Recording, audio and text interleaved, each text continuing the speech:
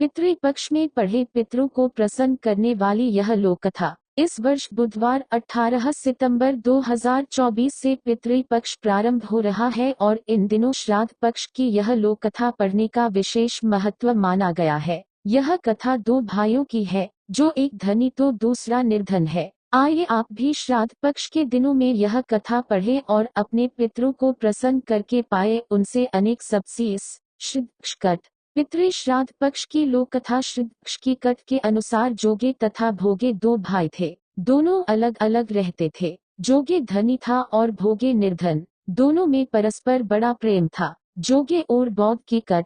जोगे की पत्नी को धन का अभिमान था, किंतु भोगे की पत्नी बड़ी सरल हृदय थी। पितृपक्ष आने पर जोगे की पत्नी ने उससे पितरों का श्राद्ध करने के लिए कहा तो जोगे इसे व्यर्थ का कार्य समझकर टालने की चेष्टा करने लगा, किंतु उसकी पत्नी समझती थी कि यदि ऐसा नहीं करेंगे तो लोग बातें बनाएंगे। फिर उसे अपने मायके वालों को दावत पर बुलाने और अपनी शान दिखाने का यह उचित अवसर लगा। अतः वह बोली, आप शायद मेरी परेशानी की वजह से ऐसा कह रहे हैं, किंतु इसमें मुझे कोई परेशानी नहीं होगी। मैं भोगे की पत्नी को बुला लूंगी, दोनों मिलकर सारा काम कर लेंगी। फिर उसने जोगे को अपने पिहर न्योता देने के लिए भेज दिया। दूसरे दिन उसके बुलाने पर भोगे की पत्नी सुबह सवेरे आकर काम में जुट गई। उसने रसोई तैयार की, अनेक पकवान बनाए, फिर सभी काम निपटाकर अपने घर आ गई। आखिर उसे भी तो पितरों का श्राद्ध तर्पण करना था।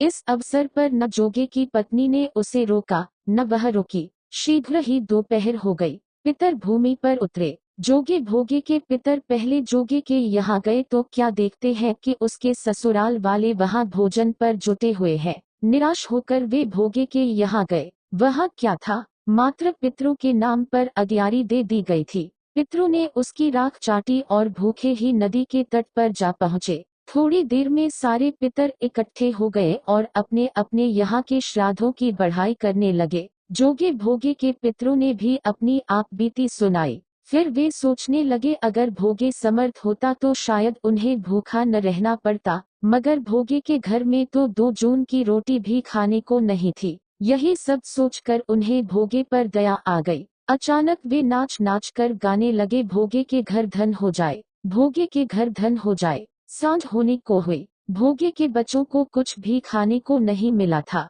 उन्होंने माँ से कहा, भूख लगी है। तब उन्हें टालने की गरज से भोगे की पत्नी ने कहा, जाओ, आंगन में हौदी औंधी रखी है, उसे जाकर खोल लो और जो कुछ मिले बांट कर खा लेना। बच्चे वहां पहुँचे तो क्या देखते हैं कि हौदी मोहरों से भरी पड़ी है। वे दौड़े दौड़े माँ के पास पहुँचे और उसे सारी बातें बताई। आंगन में आकर भोगे की पत्नी ने यह सब कुछ देखा तो वह भी हैरान रह गई। इस प्रकार भोगे भी धनी हो गया, मगर धन पाकर वह घमंडी नहीं हुआ। दूसरे साल का पितृपक्ष आया। श्राद्ध के दिन भोगे की स्त्री ने 56 प्रकार के व्यंजन बनाए। ब्राह्मणों को बुलाकर श्राद्ध किया, भोजन कराया, दक्षिणा दी। जेठ जेठानी को सोने चांदी के बर्तनों में भोजन कराया। इससे पितर बड़े प्रसन्न तथा तृप्त हुए।